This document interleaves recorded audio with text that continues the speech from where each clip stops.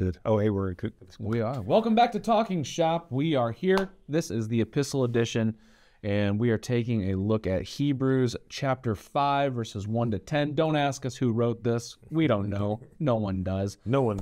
Even if they say they do, they don't actually for sure. And they're probably wrong, just like I would be wrong if I gave you my answer to that question. We'll find out one day. The Lord will tell us that it was Apollos or Paul or whoever. But today, it doesn't matter who wrote it. What we know is that we're talking about Melchizedek. We're talking about the high priest of Israel and how Jesus is a much better high priest. Hopefully, we'll give you some ideas. I don't know which camera to look at, so Keep looking back. Going back and forth. So don't mind me and my weird idiosyncrasies, but we're going to get after it. So God bless your preaching, and let's do it. Away, spit out my Lord in every way, yet I'm still welcome in the arms. Welcome back to Talking Shop. Of the King. We are in the 5th Sunday of Lent. Hebrews 5. Hebrews 5, 1 to 10 is one of those interesting texts as when we're translating it.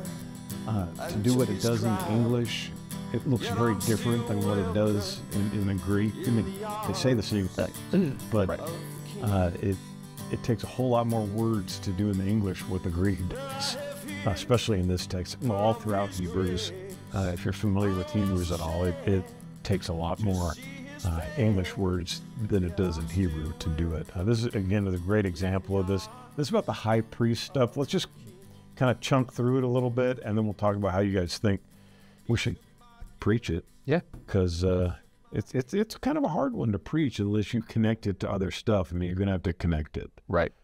Verse 1, for every high priest chosen from among men is appointed to act on behalf of men in relation to God, to offer gifts and sacrifices for sin. So, I think we have to have context, though, because if you don't go into, if you don't go into chapter 4, you don't get his thing that Jesus is the high priest. Right. That God has established. And our pericope doesn't do that because we came out of, I forget what it was exactly, but I know it was in Hebrews 4.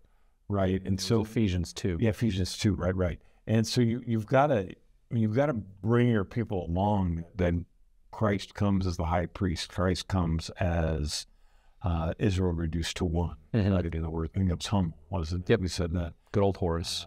And you've got to bring him along in that, or else none of this is going to make any sense. I don't think.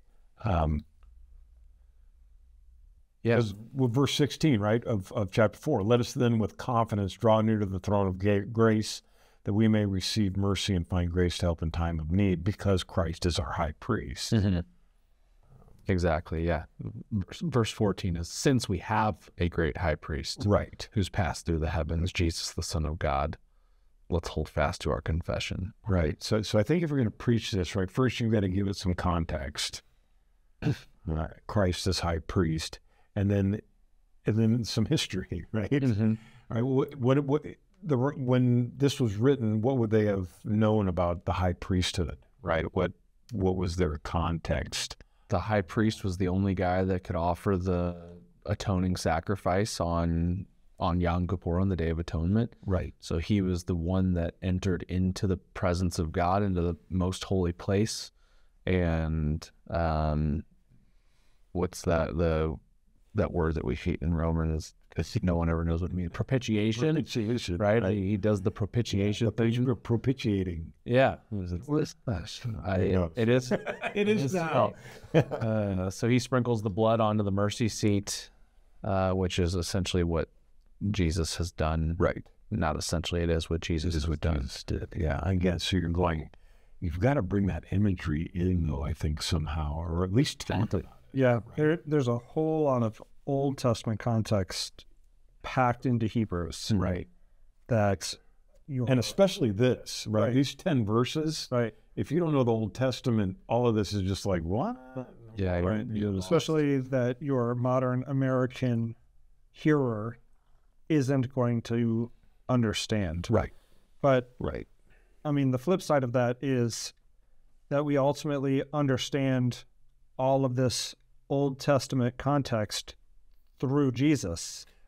Right. It's Right. He interprets all of And what so this it's like, means. Yeah. in the other sense, it's like looking through a telescope backwards, Yeah. right? Like we're trying to get all of this Old Testament stuff so that you can understand the New Testament stuff. But the flip side of that is, well, we really only understand the New Testament. Like, does it make sense? Yeah. That like, Yeah. the- It's all a of both and thing, right, that all of that Old Testament stuff. So like you could almost preach this kind of backwards. There's probably a better way to say that. You can tell me in the comments what the better way to say it is. But not to, instead of preaching it backwards of, hey, let me set up this whole Old Testament frame so that you can understand this New Testament thing. Just explain the New Testament thing and then show how all of the Old Testament stuff points forward to that. Yeah, you could. Also, I was thinking you could do it the other way too. You could go imagine with me that you are the high priest. Because they'll kind of at least have a, Right. you know, you're the high priest of the temple and it's Yom Kippur. And you've been chosen out of thousands of priests, you know, and you could kind of internalize and draw that picture for them. And they tie the rope around the ankle and all that stuff. Yeah. Right. And they sprinkle the blood and, you know, and all that. Right, our Roman Catholic friends and some of our Episcopal and Anglican friends will probably get this a little better than our Lutheran hearers. Yeah. In that we don't have priests, Right. right? Like down to our theology of we are not making sacrifices, right? Because the great sacrifice has already been made. Which is this text, right? Yeah. Right. And so, but for some other traditions that still see the Mass as sacrificial, they're going to understand priest a little bit differently than our people do. Mm-hmm. Yeah. Yeah. Just off the get-go. But then you could tell the story. Right. Right. And I think that personification might really work well as well if you can draw them into that. But that's going to take a little work to do. And you got to come up with what details you want to use, what details you want to leave out, all that kind of stuff. This conversation is, I don't know if you guys have your Lutheran Study Bible and you actually read those introduction parts to the books. Normally. Fine, I'll read it to you. Yeah. No, so this is from the opening to Leviticus, and it, and oftentimes with the introductions that they do in the Lutheran Study Bible, it's almost like a narrative kind of thing. So this is the description of a priest. He had pastured and watered the young bull all its days. Now the bull stood calmly before him as he solemnly placed his hands on its head. He nimbly swung a blade through the bottom of the animal's throat, severing the main artery. Blood spurted out and then drained rapidly into the bowls brought by the priests who carried the blood to the altar. I mean, that's something that you could, that's graphic. Yeah. But don't forget that that's what the priests did. Yeah. Right. I've heard Paul Koch say when we were at pastor's conference, he's like, I imagine like the acolytes in the temple, right? They came home looking like they went to freaking war. Yeah. Covered in blood. And like that, that's the deal with these sacrifices. These were bloody butchers, essentially. Yeah. and we've sterilized it a little bit, Right? just a bit. We get our meat from the grocery store. And it's not cow, it's beef. It's not pig, it's pork. Yeah. So you kind of have to do that. But let's keep jumping through this.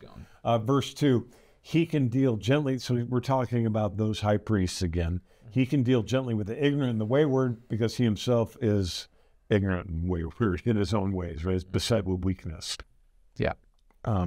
Which I think every pastor has felt that, right? Mm-hmm. We've all had those moments where we're like, I can't believe I just preached that, or I can't believe that just happened, or I can't believe I said that in a meeting, or whatever it is.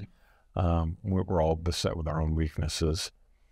Verse 3, because of this, he is, again, that not Jesus, but this high priest example, obligated to offer sacrifice for his own sins, just as he does for those of the people, right? So the high priest wasn't just dealing with the nation's sins, he was dealing with his own as well. Yeah. Which Jesus is not that way. Right. I guess that's kind of the point. Yeah. He has no need to deal with his own sins. He just deals with yours. Right. And then finally, and no one takes this honor for himself, but only when called by God, like Aaron was called by God to be the high priest and that sort of thing. So it's kind of, you have this picture of the high priesthood, and then he's going to shift in verse 5 and start talking about Jesus again. Sort of in contrast to that, which you can maybe do that, a compare contrast piece. We do that a lot, it seems like, especially with these New Testament texts with Paul. But this kind of compare contrast bit where that was like this, but Jesus fulfills all of that this way. Right. Yeah. And maybe that's a good way to play with it as well. Verse 5, so also Christ did not exalt himself to be made a high priest, but was appointed by God, who said to him, and then we have a quoting of Psalm, right? Which Psalm is that? You told me we were doing this. Psalm 2, right? You are my son, today I have begotten you. Is fulfillment of that prophecy, which was of David, but fulfilled completely in Christ. And then verse 6 in another place. Is Psalm 110, verse 4. Psalm 110, okay. You are a priest forever after the order of Melchizedek. Now, you can either go simple with Melchizedek, right, and go, yeah, he was a high priest in an example of a high priest in the Old Testament. Yeah, at Salem. By name, at Salem, right, in the line of peace, whatever. But, or you can go deep on Melchizedek, but you're going to have to open up Genesis. You're going to have to talk about Abraham. You're going to talk about him winning that battle, and then Melchizedek shows up. Who's Melchizedek? He's a high priest. Well, what does that mean, right? For this kind of random high priest before the high priesthood is even there, right? Well, and so which is actually the point of him being of the order of Melchizedek, because he has no beginning and no end. I think it says that later on in Hebrews, because his priesthood has no end, right? The priesthood of Aaron's dead. Melchizedek didn't die, or so goes the legend. Right. And you can get into what we talked about earlier, right? Melchizedek's the pre-incarnate Christ. Is that a pre-incarnate Christ showing? Is that theophany? Yeah, it could be. Might not be, but it could be. It's more fun to think it is. Yes, you're right. And I don't remember where he gets back into Melchizedek, and it might be chapter 8, I think. But he will come back to him. Chapter 7, King of Salem, right? Priest of the Most High God, met Abraham, right? So if you need the reference, at least the way Hebrews is talking about it, thinking about it, that's going to be chapter 7, 1 and following too. So you can get into that as well. Really interesting stuff. Christ shows up. Yeah. So not only was he a priest, though, he was the king, right? Which fits beautifully into with what Christ is, right? He is our prophet, priest, and king, right? No, that's good.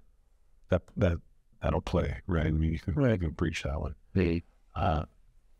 And then he comes towards and I think the writer of Hebrews is making that connection too, because in verse 7 he goes, in the days of his flesh. So Melchizedek was something else. I mean, I think you can pretty easily make that connection. Maybe not, but Jesus offered up prayers and supplications with loud cries and tears to him who was able to save him from death, and he was heard because of his reverence. Is that a garden reference? Is that what that is? Is that pre-garden? Your boy Bo Gertz thinks so. Yeah, I would figure he would. I figure he would. I mean, that's a pretty easy connection. Or he says the author of the Hebrews is making that connection. That's a garden reference. Yeah. Which helps us understand why this is in the fifth Sunday of Lent. I mean, in the fifth Sunday, we're getting really close to the week of the Passion and everything else. Yeah. Right. So we're right on the cusp of it, which allows you to talk into those things as well, kind of a precursor to what you're going to do on Good Friday, that sort of stuff. I mean, part of the point of Lent is a time set aside to reflect on your own mortality and your own sinfulness, right? And your sin that needed to be atoned for, right? And that's what this passage is doing, saying, hey, Jesus is not like the other priests that had to go make atonement for everybody else and themselves. Right. He went and atoned for your sin because he didn't have any of his own to atone for. Right? Like he's standing in the gap for you. Yeah. No, that's good. That's good. And maybe that theme of standing in the gap, I mean, that's what the high priest did. That's what Jesus does. Right? In a sense, sort of a refrain. right? That's what a prophet and a priest do. Right. They're just facing in different directions. Right? Interesting, yeah.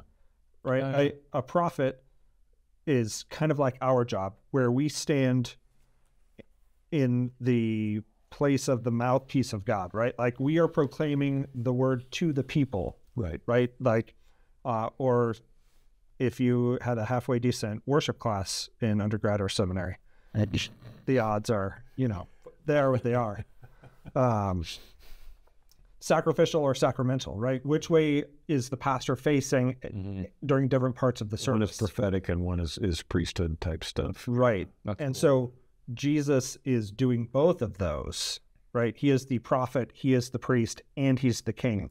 Yeah. And so he's not like the other prophets that are making a sacrifice to God with themselves included. He is making a sacrifice to God just for you. But he's also the prophet in that he has brought the word, he is the word incarnate, come to you.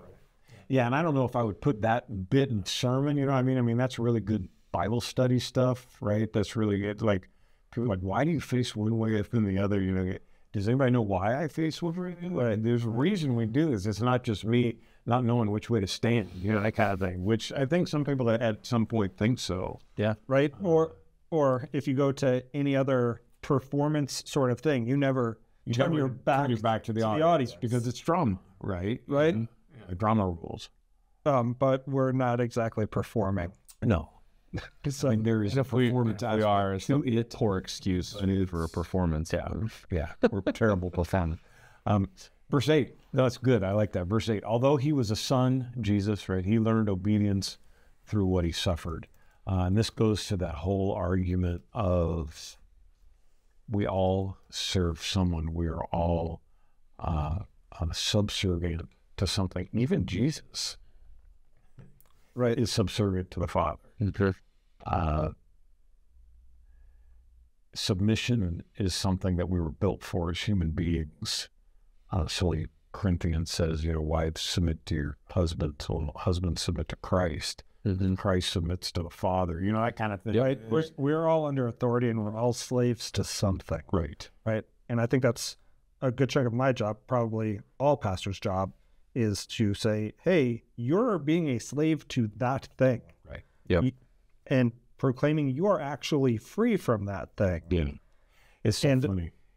Sorry. And that you are now in Christ, right? Like that's, in a sense, our whole job. Yeah. Is proclaiming freedom from the slavery that you have put yourself under and saying you have been redeemed, you have been recaptured by Christ. Yeah. Who sets you free from death. Right. Because we all have something we need to sacrifice on some sacred cow that needs to be sacrificed on the altar, whatever it might be. As you were talking about that, I apologize. I jumped on it, but a buddy of mine who was over at the house the other night, he goes, yeah, well, it's about time to empty the savings. I said, why? He said, well, I'll probably buy property or something with it. So I didn't empty, but I need to empty it. He said, because my wife trusts the savings more than she does Jesus. I went, oh. I said that in Bible study the other day. People got white. Whiter than we already are. And because it's like the idea of trusting Jesus more than you trust your bank account in America. Right. Yeah. You want to see your people squirm, tell them to empty their savings. Yeah. Try it. Jesus says to? Right. Yeah, no, he does. To the rich young ruler, right? And rely on him.